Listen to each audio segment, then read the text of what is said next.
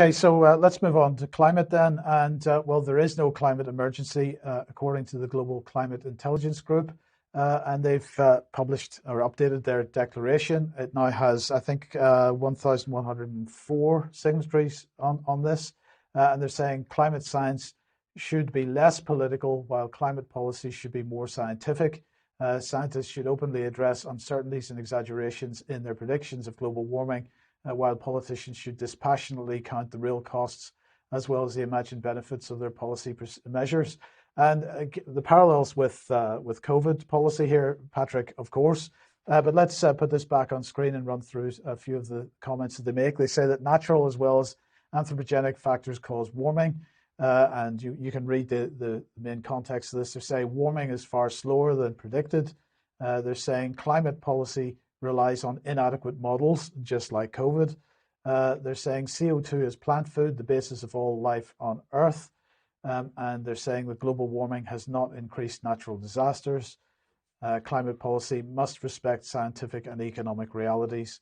And finally, they say our advice to the European leaders is that science should strive for a significantly better understanding of the climate system, while politics should focus on minimizing potential climate damage by prioritizing adaptation strategies based on proven and affordable technologies. So that's the position they're taking, and quite a number of people from the scientific community, including Nobel laureates, that have signed on to this. The lead signatory is, in fact, a Nobel laureate. So, yeah, definitely check out that website and read what they have to say.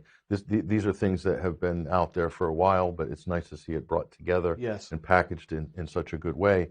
But so if you want to go further on this particular topic, go to 21st Century Wire. This is the lead story right now by French journalist Freddie Ponton. One Health. This is the sort of the globalist UN Sustainable Development banner going forward for climate, for viruses, and for food security. And this is the third part of his series, Food Security and the Catalyst for Manufactured Emergencies. And climate change is absolutely central in this argument that we need to secure global food supplies. So we need to advance policies that are climate friendly, like net zero carbon and all this, to secure the world's food supplies to avert a food security disaster. And they're also putting COVID in there. Zoonotic diseases could threaten the food supply, etc. And so all the things that we had, supply chains disruptions, lockdowns, all that's being blamed on COVID.